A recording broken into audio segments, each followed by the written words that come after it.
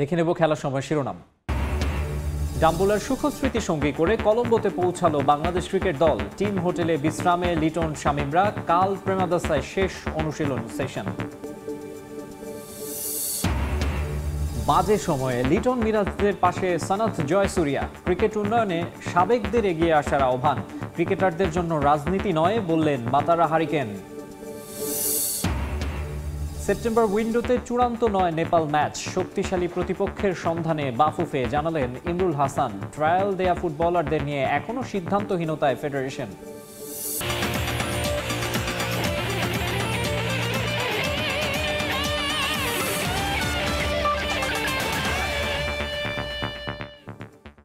দেখছিলেন শিরোনাম, এবারে বিস্তারিত। শুরুতেই ক্রিকেটের খবর।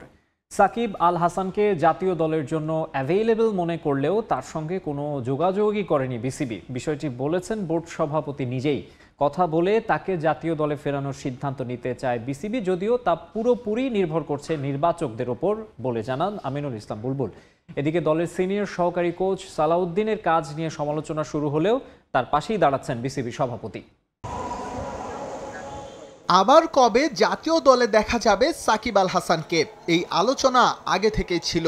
সম্প্রতি গ্লোবাল টি-20তে তার পারফরমেন্স বিপরীতে বাংলাদেশের ধারাবাহিক বাজে খেলা এই আলোচনা উস্কে দিয়েছে। সাকিব আল হাসানের জাতীয় দলে কামব্যাক করানোর প্রয়োজনীয়তা বুঝিয়ে দিয়েছে। যদিও বিসিবি বিভিন্ন সময়ে এই বিষয়ে বিভ্রান্তি তৈরি করেছে। ফারুক আহমেদের বোর্ড তো সরাসরি বিপক্ষেই গেছে সাকিবকে ফেরানোর। বুলবুল আসার পর সেই রাস্তা যে একেবারে মসৃণ তাও বলা যাবে না, কারণ দলের বাজে অবস্থার পরও এখনো সাকিবের সঙ্গে যোগাযোগ করার প্রয়োজনীয়তা অনুভব করেনি ক্রিকেট বোর্ড। অ্যাভেলেবেল খেলোয়াড় সাকিব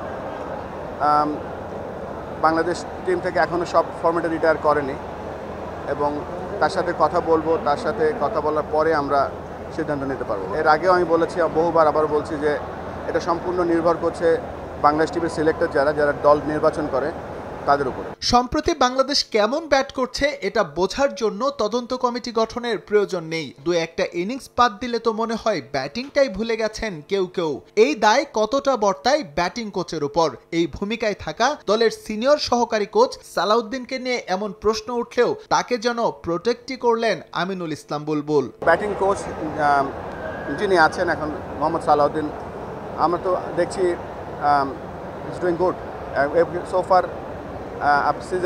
সিরিজের মাঝখানের ওভারঅল কমেন্ট করব না, তবে সব সিজনটা শেষ হলে তারপরে আমরা দেখব। শ্রীলঙ্কায় পূর্ণাঙ্গ সিরিজের একেবারে শেষ লাইনে বাংলাদেশ। তৃতীয় টি-20তে জয় পেলে হয়তো সান্ত্বনার একটা কিছু মিলবে, তবে বিসিবি সভাপতির কাছে গুরুত্বপূর্ণ দলের ধারাবাহিকতা। এটা নিশ্চিত হলে যে সিরিজ জেতা সম্ভব হবে অবধারিতভাবেই। অবশ্যই আমি বিশ্বাস করি যে আমাদের ধারাবাহিকতা ফিরতে হবে এবং ধারাবাহিকতা ফিরতে হলে কিন্তু আমাদের বেশ কিছু জায়গা আছে যেখানে উন্নয়ন করতে হবে। এস এম ইকবাল, সময় সংবাদ, ঢাকা। এবারে বাংলাদেশ দলের শ্রীলঙ্কা সফরের খবর। সিরিজের শেষ টি-20 খেলতে ডাম্বুলা থেকে কলম্বোয় পৌঁছেছে বাংলাদেশ ক্রিকেট দল। এদিন বিশ্রামে ছিল ফিল সিমন্স শিষ্যরা। মঙ্গলবার রাতে ম্যাচ ভেন্যু প্রেমাদাসা স্টেডিয়ামে অনুশীলন করার কথা রয়েছে দলের। লঙ্কানদের বিপক্ষে দাপুটে জয়ে সিরিজে সমতা আনার পর বেশ চনমনে দেখা গেছে ক্রিকেটারদের। কলম্বো থেকে আরও জানাচ্ছেন তারেক হাসান শিমুল। ডাম্বুলা থেকে চনমনে হয়ে বাংলাদেশ দল কলম্বো এসে পৌঁছেছে। টি-20 সিরিজের সবশেষ ম্যাচটি অনুষ্ঠিত হবে আর প্রেমাদাসা স্টেডিয়ামে, যেখানে বাংলাদেশ একটি ওয়ানডে জিতেছে এবং এখানে নিষ্পত্তি হবে টি-20 সিরিজ। দারুণভাবে সিরিজ জয়ের হাতছানি বাংলাদেশের সামনে, সেই সুযোগটা নিঃসন্দেহে লুফে নিতে চাইবে টাইগাররা। সকাল 11টায় ডাম্বুলা থেকে রওনা দিয়ে বিকাল 3টার মধ্যে এই কলম্বোর যেই সিনেমন গ্র্যান্ড হোটেল রয়েছে, যেটি আসলে কলম্বোতে বাংলাদেশ দলের আবাসস্থল বলা চলে, যে আগের কলম্বো পার্টেও এখানে অবস্থান করছে বাংলাদেশ দল। শেষ ম্যাচটির জন্য এখানে 3 দিন অবস্থান করবে এবং কি আজকে যেমনটা দেখেছি দলের ক্রিকেটাররা লম্বা জার্নি করে আসলেও একটা জয় যে চনমনে করে দিয়েছে দলকে, সেইটার একটা প্রভাব কিন্তু ক্রিকেটারদের মাঝে ছিল। তাসকিন থেকে শুরু করে লিটন দাসের কথা বিশেষভাবে বলতে হয়। শ্রীলঙ্কাকে একাই কিন্তু গুড়িয়ে দিয়েছেন তিনি। তার ব্যাট হাতে চরম সমালোচনার মধ্যে ছিলেন, রান পাচ্ছিলেন না। টি-20তে নেতৃত্ব দিচ্ছেন, উইকেটের পেছনে স্ট্যাম্পিং করেছেন, দারুণভাবে রিভিউ নিয়েছেন, ক্যাপ্টেন্সিটাও দারুণভাবে করছেন। সিনিয়র সহকারী কোচ মোহাম্মদ সালাউদ্দিনের সঙ্গে যেমনটা দেখেছি, লিটন দাস লম্বা সময় আলোচনা করছিলেন। এই খানিকটা পথের মাঝেই কতটা সিরিয়াস লিটন দলকে একটা সিরিজ উপহার দিতে সেটা আসলে বোঝা যায়। তার হাত ধরে সবশেষ টি-20 সিরিজ বাংলাদেশ জিতেছিল ওয়েস্ট ইন্ডিজে, তারপর তিনি পূর্ণ মেয়াদে ক্যাপ্টেন্সি পেয়েছেন। এখন কিন্তু সেই সুযোগ লিটনের সামনে, তার কাছে দল যেটা প্রত্যাশা করে সেটা উপহার দেওয়ার। পাশাপাশি যদি বলি যে দলের অবস্থা বলতে গেলে কোনো ধরনের ইনজুরি সমস্যা নেই, যেমনটা দেখেছি তাসকিনকে ব্রেক দেওয়া হয়েছে, প্রেমাদাসাতে হয়তো বা আমরা তাকে ব্যাক করানো হতে পারে দলে। আগামীকালকে বাংলাদেশ দল দুপুর 2টায় অনুশীলন করবে আর প্রেমাদাসা স্টেডিয়ামে, যেটা আসলে প্রথমবারের মতো একেবারে ডে লাইটে অনুশীলন করবে। এর আগে আমরা যেমনটা দেখেছি রাতে ফ্লাড লাইটের অনুশীলন করেছে বাংলাদেশ। তো এখন আসলে দেখার বিষয় বাংলাদেশ শেষ তাদের প্রস্তুতিটা নিয়ে শ্রীলঙ্কার বিপক্ষে শেষ টি-20টা জয় দিয়ে আসলে শেষ করতে পারে কিনা। শ্রীলঙ্কার মাটিতে এটা কিন্তু দারুণ সুযোগ একটা সিরিজ জয়ের। কলম্বো থেকে তারেক হাসান শিমুল, সময় সংবাদ, শ্রীলঙ্কা। যুগ সন্ধিক্ষণ থেকে বের হয়ে আসতে হলে ক্রিকেটারদের পাশাপাশি বিসিবির দায়িত্বে থাকা সাবেক ক্রিকেটারদেরও চ্যালেঞ্জ নিতে হবে। ক্রিকেটারদের সাহস দিলে দ্রুতই ছন্দে ফিরবে বাংলাদেশ দল, এমন মন্তব্য করেছেন লঙ্কান কিংবদন্তি সানাত জয়সুরিয়া। শ্রীলঙ্কা যুগ সন্ধি সময়ে কঠোর পরিশ্রম করায় দ্রুত ফলাফল পেয়েছে বলেও মত তার। রাজনীতিতে যোগ দেয়া নিয়েও আক্ষেপ করলেন জয়সুরিয়া, জানালেন কোচিং ক্যারিয়ারে নিজের অভিজ্ঞতার কথা। শ্রীলঙ্কায় সানাত জয়সুরিয়ার সাক্ষাৎকার নিয়েছেন তারেক হাসান শিমুল। মাতারা হারিকেন আক্রমণাত্মক ব্যাটিংয়ের জন্য ক্রিকেট বিশ্বে এই নামে সুপরিচিত Sri Lankan legend সনাত Jayasuriya cricket career শেষে দায়িত্ব নিয়েছেন শ্রীলঙ্কা জাতীয় দলের। এমন এক সময় যখন যুগসন্ধিক্ষণ পার করছিল লঙ্কা ক্রিকেট, তার তত্ত্বাবধানে শ্রীলঙ্কা কাটিয়ে উঠেছে সেই সময়। মাশরাফি, সাকিব, তামিমদের বিদায়ের পর বাংলাদেশও পার করছে সেই ক্ষণ। এই কিংবদন্তি বললেন কিভাবে এখান থেকে এগিয়ে যেতে হবে টাইগারদের।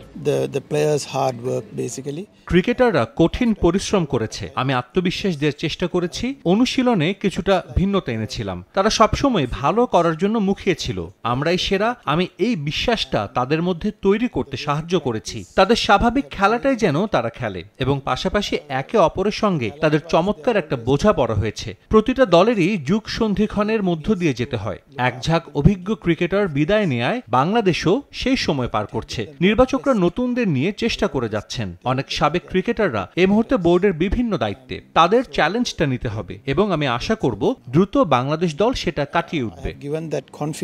ক্রিকেট ক্যারিয়ার শেষ করে কোচিং এর দায়িত্বে কিংবদন্তি ক্রিকেটার। লম্বা ক্যারিয়ারে আন্তর্জাতিক পর্যায়ে যেমন শাসন করেছেন, তেমনি খেলেছেন ঘরোয়া লিগেও। বাংলাদেশে মোহামেডানের হয়ে খেলেছেন অনেকবার, তাই এখনো সেই টান অনুভব করেন জয়সুরিয়া।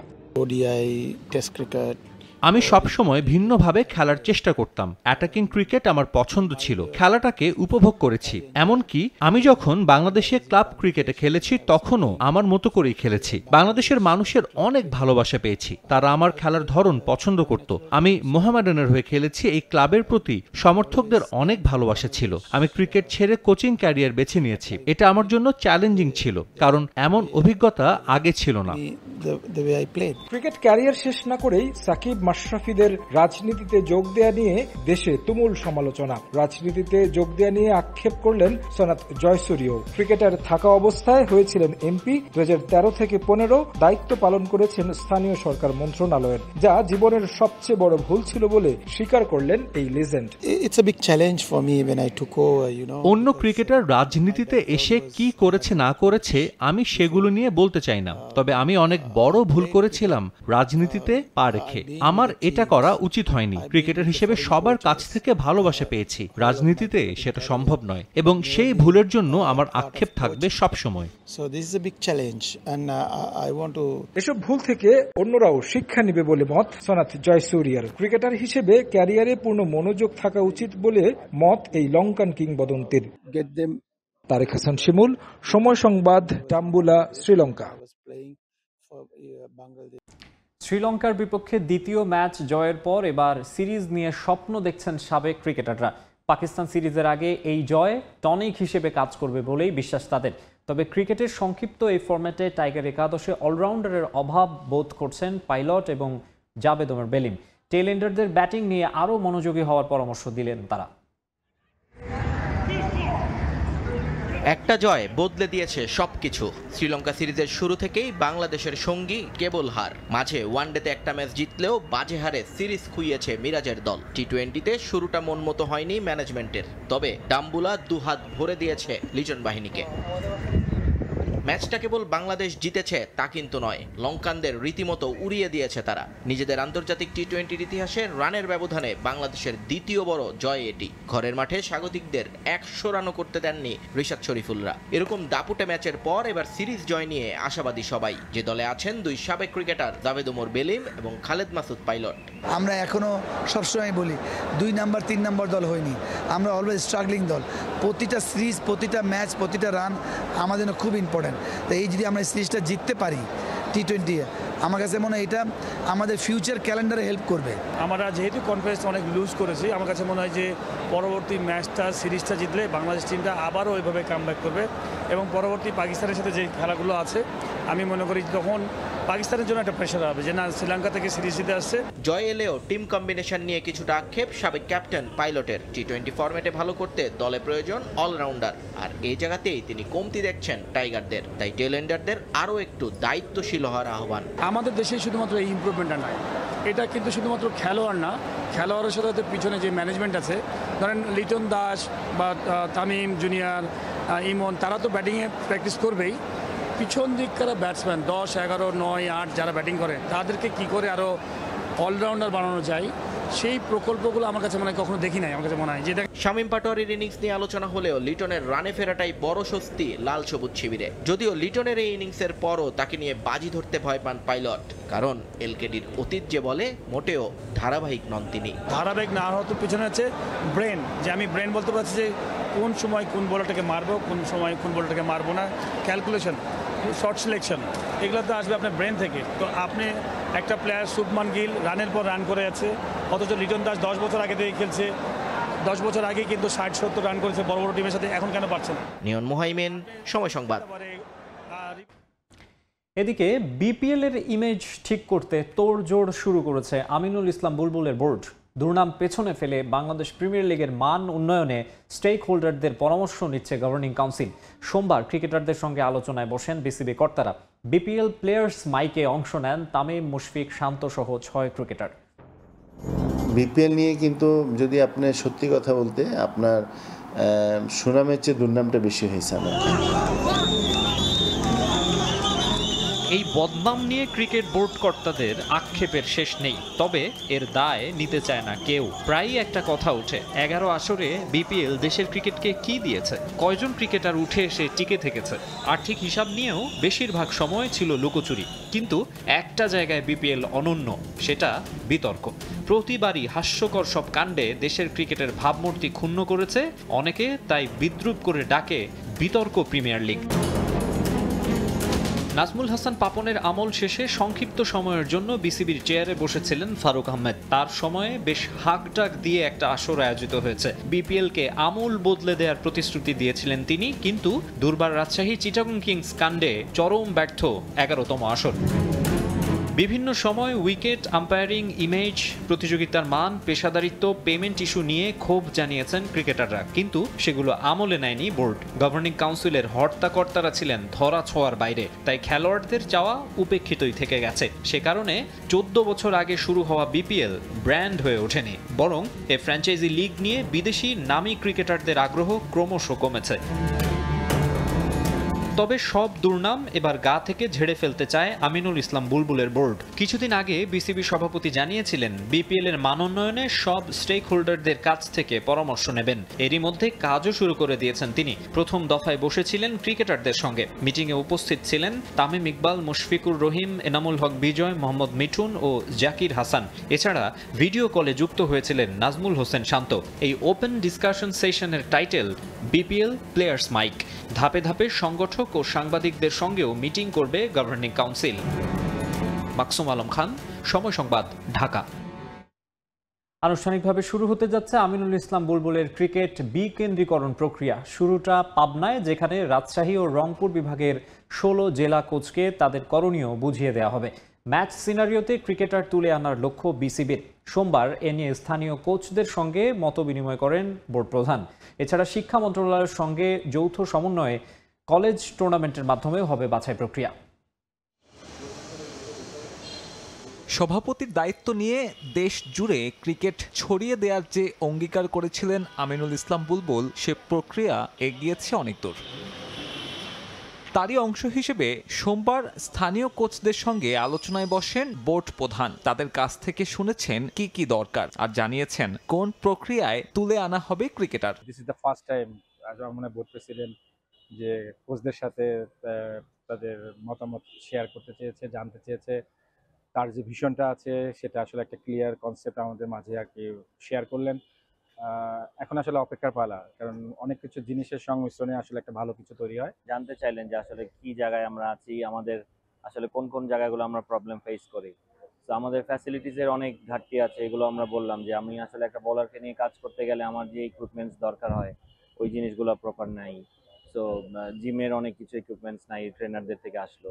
তো এরকমভাবে সবার ডিপার্টমেন্ট থেকে আসছে। সো আই হোপ যে বুল ভাই আমাদেরকে যেটা আশ্বাস দিলেন যে যেগুলো খুব জলদি করা সম্ভব ওইগুলো আমরা করে দেব। কিভাবে হবে বিকেন্দ্রীকরণ? হাবিবুল বাশার সুমনকে প্রধান করে ঢাকা থেকে তৈরি করা হয়েছে 5 সদস্যের কমিটি, যেখানে নির্বাচক হিসেবে থাকবেন মেহরাব হোসেন অপি। আর 3 সদস্যের কোচের তালিকায় আছেন তালহা জুবায়ের, সোহেল ইসলাম আর তুষার ইমরান।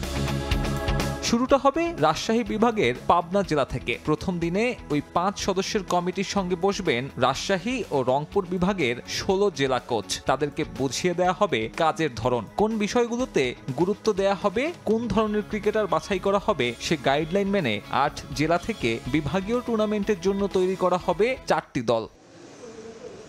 50 ওভারের ফরম্যাটে 19 না পেরোনো তরুণদের নিয়ে হবে এই টুর্নামেন্ট। এতদিন বিচ্ছিন্নভাবে ট্রায়াল প্রক্রিয়া হলেও ম্যাচ সিনারিওতে বাজিয়ে দেখা হয়নি ক্রিকেটারদের। এই প্রক্রিয়ার মাধ্যমে সেই প্রতিবন্ধকতা উতরানোর লক্ষ্য ক্রিকেট বোর্ডের। সেরা 42 জনকে নিয়ে এরপর আয়োজন করা হবে 3 দিনের লঙ্গার ভার্সনের ম্যাচ।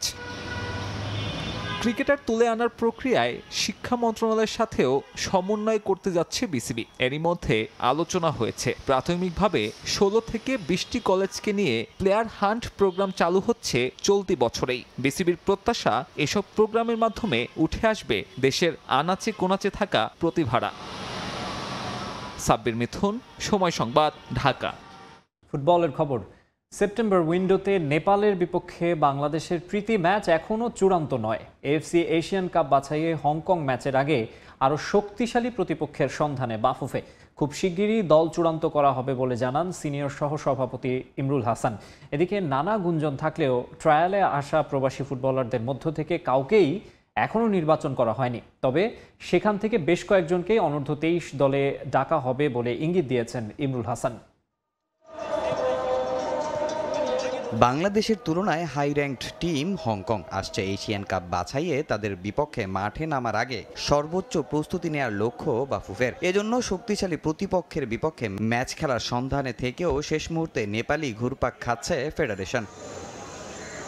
বাফুফের পক্ষ থেকে আনুষ্ঠানিক কোনো বিবৃতি না এলেও নেপাল ফুটবল ঘোষণা করে 6 ও 9 সেপ্টেম্বর কাঠমান্ডু গিয়ে দুটো প্রস্তুতি ম্যাচ খেলবে বাংলাদেশ। বিষয়টিতে বাফুফের সায় থাকলেও বিপত্তি বাঁধিয়েছে ভিয়েতনাম এবং কম্বোডিয়ার লেট রেসপন্স। তাই সেপ্টেম্বর উইন্ডোতে হামজাদের প্রতিপক্ষ সেট করতে আরও কিছুটা সময় নিতে চায় বাফুফে। নেপাল ফুটবল ফেডারেশন আমাদের সাথে খেলার আগ্রহ প্রকাশ করেছেন, তো আমরা সেটা যেমন বিবেচনা রাখছি, পাশাপাশি অন্য কারোর সাথে খেলা যায় কিনা আর একটু শক্তিশালী দলের সাথে, সেটাও আমরা কার্যক্রম চালিয়ে যাচ্ছি। হয়তো 2-1 দিনের ভিতরে আমরা সম্পূর্ণরূপে আপনাদেরকে বলতে পারবো যে আমরা আসলে কার সাথে খেলছি। সম্প্রতি প্রবাসী ফুটবলারদের ট্রায়ালে এনে ব্যাপক আলোচনার জন্ম দেয় বাফুফে। তবে সমালোচনা শুরু হয় সেখান থেকে। ঠিক কতজন খুঁজে পেল দেশের ফুটবল সেটা নিয়ে স্পষ্ট ঘোষণা দিতে না পারায়। আর এই সুযোগে সামাজিক মাধ্যমে বিভিন্ন নাম নিয়ে চলে বিভ্রান্তি। সেটার অবসান ঘটালেন সিনিয়র সহসভাপতি। আসন্ন অনূর্ধ্ব 23-এর ক্যাম্পে তাদের বেশ কয়েকজনকেই ডাকা হবে বলে নিশ্চিত করেন তিনি। খুব শীঘ্রই ক্যাম্প শুরু হবে, তো এখানে বিভিন্ন সামাজিক যোগাযোগ মাধ্যমে বিভিন্ন নাম আসছে। তো এই নামগুলো আসলে আমার যেটা মনে হয় যে যারা এগুলো পোস্ট করছেন তাদের নিজস্ব চিন্তা বিবেচনার ক্ষেত্র থেকে তারা করছেন। এ পর্যন্ত এমন কোনো চূড়ান্ত লিস্ট করা হয়নি যাদেরকে আন্ডার 20-তে ডাকা হবে। তো বেশ কয়েকজন থাকবে, সেটা মোটামুটি বলা যায়। এছাড়াও শক্তিশালী দল গড়তে এই ক্যাম্পে কিউবা মিচেল এবং ফামিদুলের যোগ দেওয়ার গুঞ্জন আছে। আছে, যদিও বিষয়টি স্পষ্ট করেননি ইমরুল হাসান। কিউবা মিচেলের যেহেতু সমস্ত কাগজপত্র তৈরি হয়ে গেছে, এখন তাকে কোচ ডাকবেন কিনা সেটা একান্তভাবে কোচের উপর নির্ভর করছে। তামিম হোসেন, সময় সংবাদ। এবারে অনূর্ধ্ব 20 সাফ নারী চ্যাম্পিয়নশিপের খবর। শিরোপার পথে এগিয়ে যেতে মঙ্গলবার ভুটানের মুখোমুখি হবে বাংলাদেশ। এদিন হোটেলের রিকভারি সেশন করেছেন আফিদা তৃষ্ণারা। এ ম্যাচেও কোচের পরিকল্পনা বাস্তবায়ন করে ভালো কিছুর প্রত্যাশা অধিনায়ক আফিদা খন্দকারের। কিংস অ্যারেনায় দু দলের লড়াই শুরু হবে সন্ধ্যা 7টায়। শ্রীলঙ্কার পর নেপাল টানা 2 জয়ে দারুণ শুরু করেছে বাংলাদেশ অনূর্ধ্ব 20 নারী ফুটবল দল। সঙ্গে দেশের মাটিতে আরও একটা সাফ চ্যাম্পিয়নশিপের শিরোপার স্বপ্নে বুঁদ আফিদারা। একদিন বিশ্রাম, তারপর আবার ভুটান পরীক্ষা। আত্মবিশ্বাসের তুঙ্গে থেকে দিনটা হোটেলেই কাটিয়েছেন পিটার বাটলারের শিষ্যরা। টানা ম্যাচের ধকলে আছে ইনজুরি নিয়ে দুশ্চিন্তা। লাল কার্ড নিষেধাজ্ঞায় এ ম্যাচে থাকছেন না প্রথম ম্যাচের হ্যাট্রিক করা সাগরিকা। ডিফেন্স লাইন নিয়েও আছে পিটারের চিন্তা। এদিন মাঠের অনুশীলন না করলেও হোটেলে রিকভারি সেশন করেছেন মেয়েরা। আফিদা, উমলেহা, রূপারা সুইমিং, জিম আর খুশ গল্প করেই পার করেছেন দিনটা।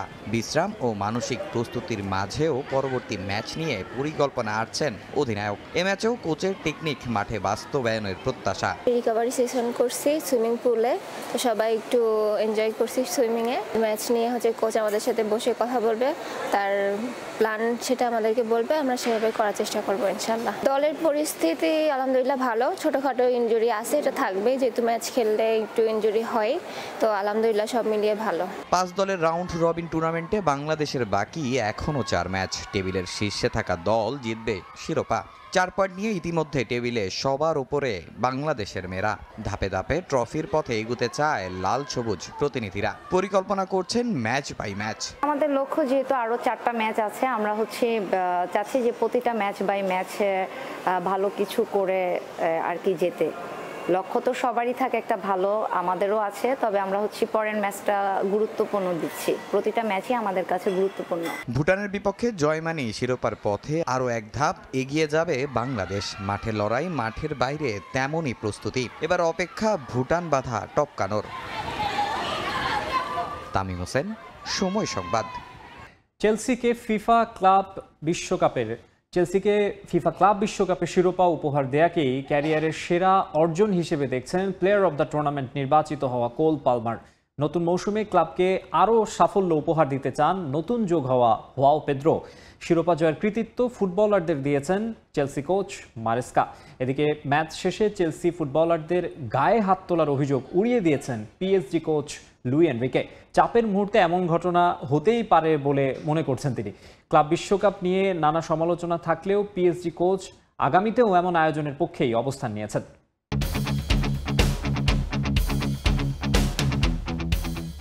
নিউ জার্সির মেটলাইফ স্টেডিয়ামের চারপাশে শুধুই গর্জন, চেলসি চেলসি। অন্য পাশে বিবর্ণ পিএসজি। চ্যাম্পিয়ন্স লিগ জয়ী প্যারিসিয়ানদের দুমড়ে মুচড়ে মাটিতে নামিয়ে এনেছে ব্লুজ। নীলের সাগরে ডুবে যাওয়া সমর্থকরা যে বিশ্বাসই করতে পারছিলেন না এই হার। 2021 সালের পর আরও একবার ফিফা ক্লাব বিশ্বকাপের শিরোপা উঁচিয়ে ধরে উল্লাসে মাতোয়ারা চেলসির গর্বিত অধিনায়ক রিস জেমস। ইতিহাসের সাক্ষী হন মার্কিন প্রেসিডেন্ট ডোনাল্ড ট্রাম্পও।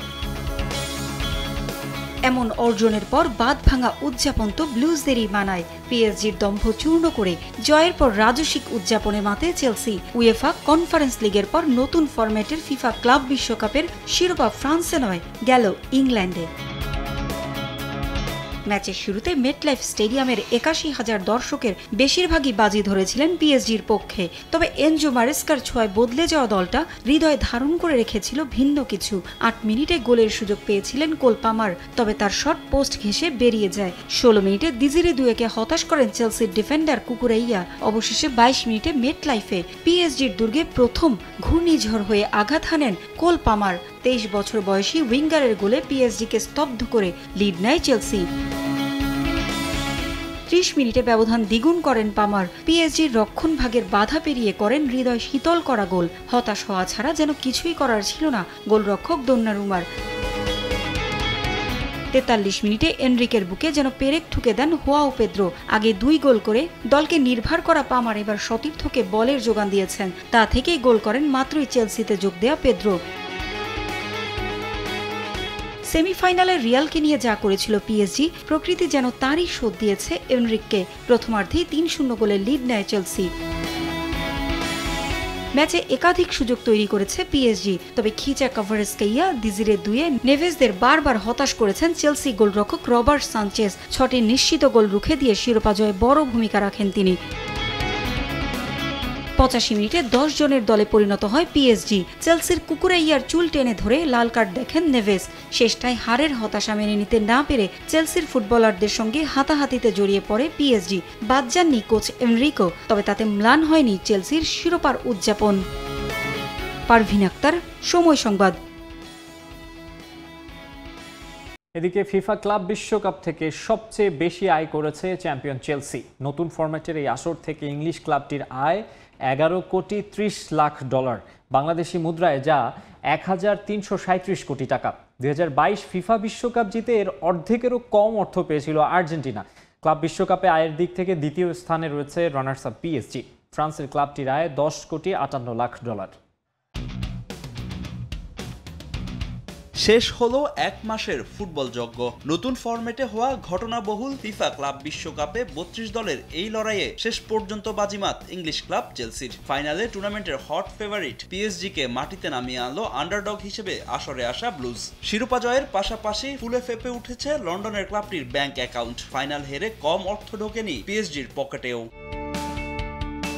টুর্নামেন্টের $1 বিলিয়ন প্রাইজ মানির মধ্যে আসরে অংশ নেওয়া 32 দলকে দেয়া হয়েছে $525 মিলিয়ন। বাকি $475 মিলিয়ন বন্টন করা হয়েছে পারফরম্যান্সের ভিত্তিতে। আসর থেকে সবচেয়ে বেশি আয় করেছে চ্যাম্পিয়ন চেলসি। ইংলিশ ক্লাবটির মোট আয় $11,30,00,000, বাংলাদেশি মুদ্রায় যা 1,337 কোটি টাকা। এর মধ্যে অংশগ্রহণের জন্য $2,83,00,000 পেয়েছে ক্লাবটি। বাকি $8,46,00,000 পেয়েছে চ্যাম্পিয়ন দল হিসেবে। অথচ গত বিশ্বকাপ জিতে এর অর্ধেকেরও কম অর্থ পেয়েছিল আর্জেন্টিনা। 2022 কাতার বিশ্বকাপে ফিফা থেকে আর্জেন্টাইন ফুটবল অ্যাসোসিয়েশন আয় করেছিল $4,20,00,000। ক্লাব বিশ্বকাপে রানার্স আপ হওয়া পিএসজির আয়ও 2022 বিশ্ব চ্যাম্পিয়ন আর্জেন্টিনার দ্বিগুণ। ফেভারিট হিসেবে খেলতে আসা পিএসজির আয় $10,58,00,000, বাংলাদেশি মুদ্রা যা 1,286 কোটি টাকা। আয়ের দিক থেকে তৃতীয় স্থানে আছে Spanish giant Real Madrid. Semifinal খেলা দলটি পেয়েছে $8,97,00,000 বা 1,091 কোটি টাকা। চতুর্থ স্থানে ব্রাজিলিয়ান ক্লাব ফ্লুমিনেস, তাদের আয় $6,80,00,000। ক্লাব বিশ্বকাপ থেকে কম লাভবান হয়নি ইউরোপের ক্লাবগুলো। প্রতিটি ক্লাবের গড় আয় হয়েছে $5 কোটি উপরে। অন্যদিকে দক্ষিণ আমেরিকান ক্লাবগুলোর গড় আয় ছিল প্রায় $3 কোটি। অকল্যান্ড সিটির মতো অখ্যাত ক্লাবও ফিফা ক্লাব বিশ্বকাপ থেকে পেয়েছে প্রায় $44 লাখ, যা তাদের গেল বছরের আয়ের 7 গুণ। আর এশিয়ান ক্লাবগুলোর মধ্যে সবচেয়ে বেশি আয় করেছে আল হিলাল। ফাহিম ইসলাম, সময় সংবাদ। ক্লাব বিশ্বকাপের আরও খবর। আলোচনা সমালোচনার মাঝেই নতুন ফরম্যাটের ক্লাব বিশ্বকাপের পরবর্তী আসর নিয়ে শুরু হয়েছে নানা রকম গুঞ্জন। 2029 সালে ফিফার এই ইভেন্টটি হতে পারে ব্রাজিলে। বিশ্ব ফুটবলের নিয়ন্ত্রক সংস্থার কাছে এই নিয়ে আগ্রহ প্রকাশ করেছে ব্রাজিল ফুটবল কনফেডারেশন।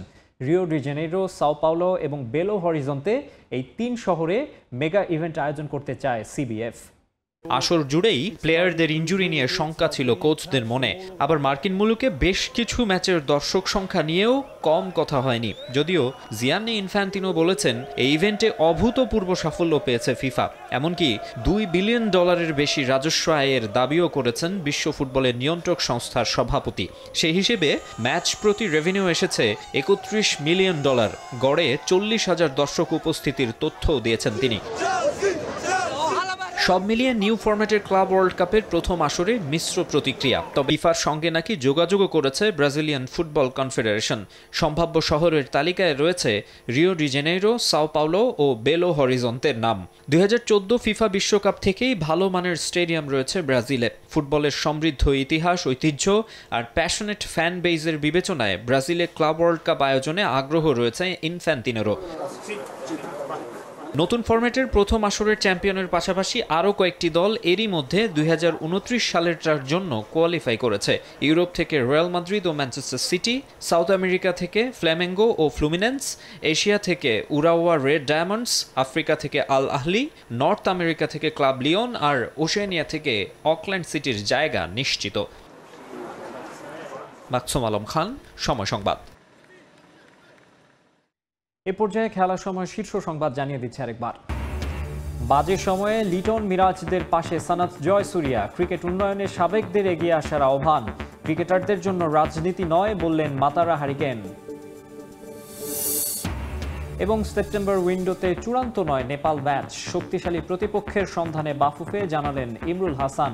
ট্রায়াল দেয়া ফুটবলারদের নিয়ে এখনও সিদ্ধান্তহীনতায় ফেডারেশন।